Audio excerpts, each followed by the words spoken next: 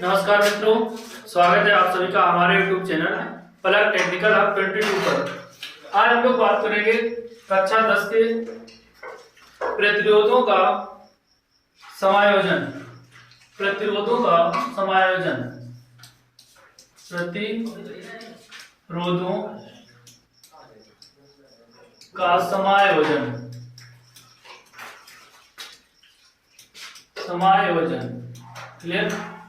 प्रतिरोधों का समायोजन कक्षा 10 में जो है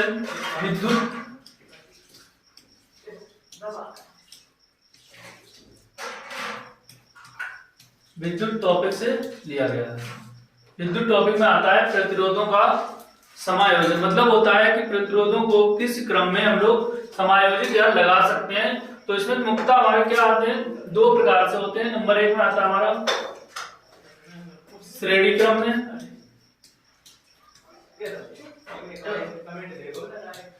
श्रेणी क्रम में समायोजन, श्रेणी क्रम में समायोजन, और दूसरा आता है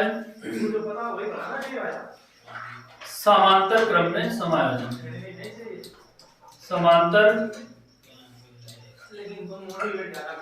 क्रम में समायोजन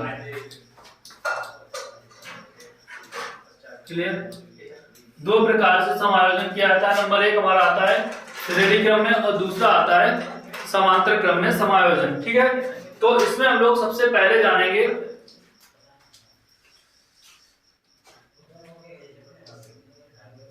श्रेणी क्रम में समायोजन। श्रेणी क्रम में,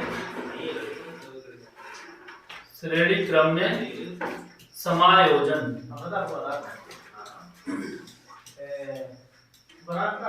श्रेणी क्रम में समायोजन क्लियर। ये हमारी हेडिंग हो जाएगी श्रेणी क्रम में समायोजन। अब यहाँ पर हम लोग क्या पढ़ेंगे, श्रेणी क्रम में समायोजन। तो इसकी परिभाषा से पहले प्रतिरोधों का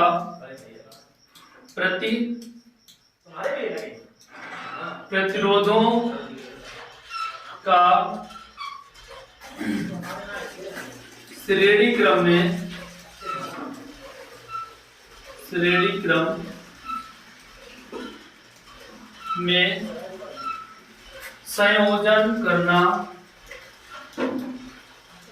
संयोजन करना, संयोजन करना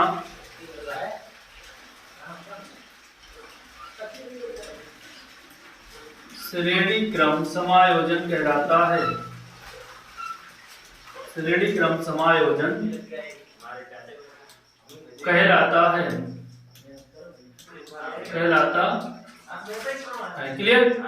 अब यहाँ पे जो क्वेश्चन बनते हैं वो बनते हैं प्रतिरोधों का श्रेणी क्रम में समायोजन कैसे होता है।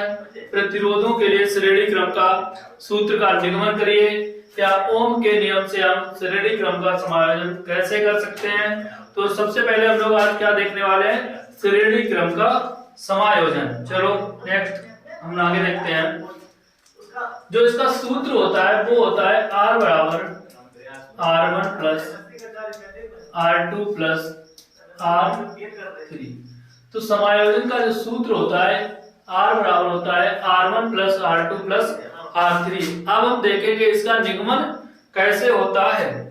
सबसे पहले इसका निगमन के लिए हम लोग एक अपना चित्र बनाएंगे।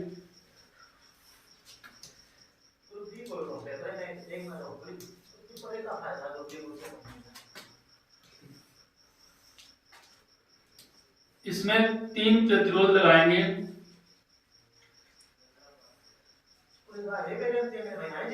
क्लियर। इसमें धारा प्रवाहित हो रही है I, और ये कुंजी लगी हुई है हमारी K, और ये बैटरी इधर प्लस चार्ज है और इधर माइनस चार्ज है। तो धारा उधर से घूमती हुई इधर की तरफ आ रही है क्लियर। अब यहाँ पर जो भी धारा हमारी प्रवाहित हो रही है तो वो 3 भागों में अलग अलग प्रवाहित हो जाएगी, सीधी सीधी निकल जाएगी।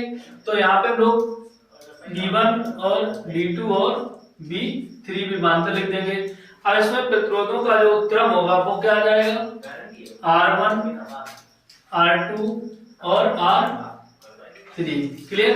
तो इस तरीके से श्रेणी क्रम का जो हमारा चित्र होगा वो हमारा पूरा कंप्लीट हो गया। ठीक है। अब देखेंगे इनका निगमन चित्र कैसे लिखेंगे हम। इसका आकर के जो लिखने का तरीका होगा वो कैसा होगा। सबसे पहले हम लिखेंगे माना जब कोई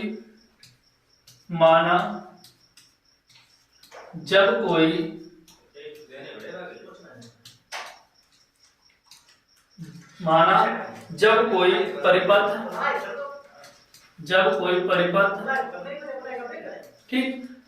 जब कोई परिपथ मतलब जहां पर हमारी धारा प्रवाहित होगी वो हमारा क्या कहलाएगा, परिपथ। जहां R1, R2 तथा R3 प्रतिरोध प्रवाहित हो रहा है, प्रतिरोध प्रवाहित हो रहा है। ठीक। तो ये हमारी भाषा होगी जिसमें धारा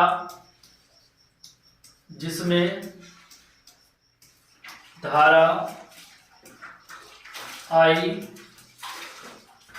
प्रवाहित है,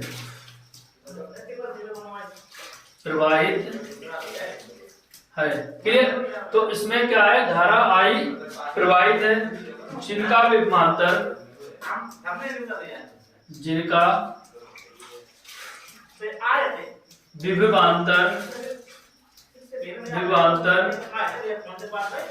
V1, V2 तथा V3 है। क्लियर। V1 और V2 और V3 है। अब जब V1, V2, V3 हमें चित्र में भी दिख रहा है। क्लियर। अब यहाँ पर हम लोग निगमन के लिए क्या करेंगे, V1, V2, V3 है, इसके बाद हम लोग कुंजी भी लगा लेंगे जिसमें एक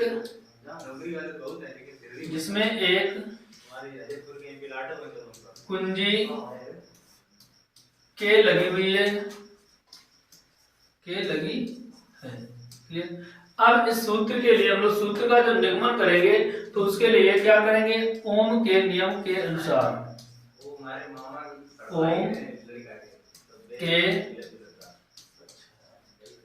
नियम के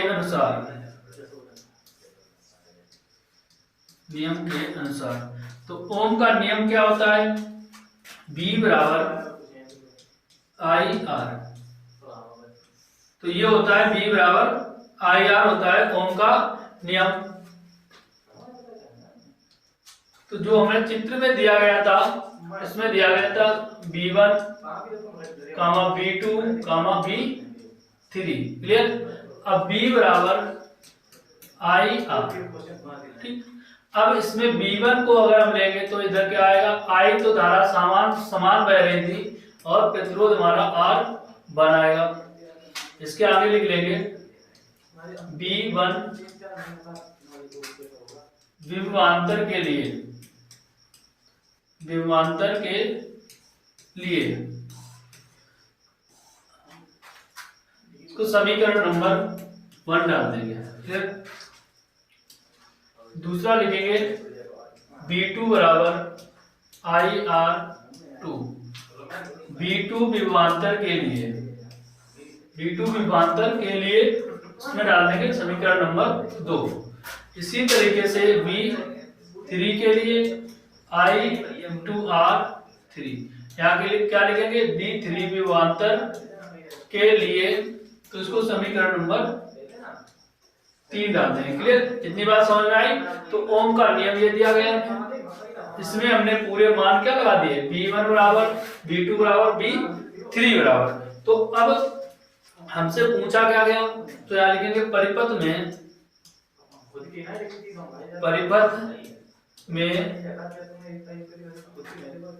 कुल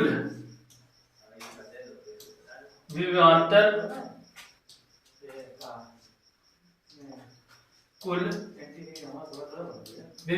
बराबर, कुल विभवांतर क्या आएगा, B1 plus B2 plus B3 3। Clear. अब इन b1 b2 b3 का मान समीकरण 1 तथा समीकरण 2 तथा समीकरण 3 से रख दिया जाएगा। तो कैसे लिखेंगे हम लोग, b1 या कुल विभवांतर b बराबर, क्लियर, तो यहाँ आएगा b1 plus b2 plus b3। ओम का नियम से b ले लिया। अब b बराबर क्या था हमारा, IR1 plus IR2 plus IR3। Clear. अब हम लोग जो ओम का नियम हमने यहाँ पे पढ़ा हुआ है, तो b बराबर क्या दिया गया, IR, ठीक, b बराबर IR, तो हम यहाँ पे क्या लिख देंगे, b बराबर IR। अब आगे लिखेंगे IR1 plus IR2 plus IR3। Clear. अब इसमें I इंटू R बराबर I को इसके नीचे लिख देंगे। अब इधर क्या बचेगा, R1 plus R2 plus R3। Clear. इस I से इस I को क्रॉस कर देंगे या भाग दे देंगे, तो R बराबर क्या निकलेगा, R1 plus R2 plus R3। Clear. तो हमारा क्वेश्चन पूछा गया था श्रेणी